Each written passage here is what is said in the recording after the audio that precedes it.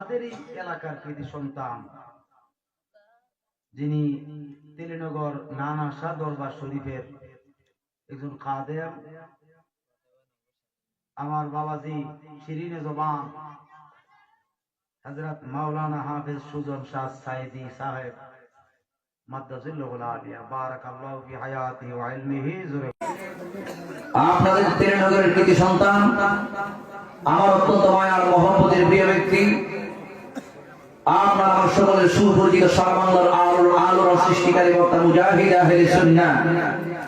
হযরত মাওলানা হাফেজ সুজন শাহ সাইদি সাহেব ঐতিহ্যবাহী নানা শাহ দরবার শরীফ তেলিনগর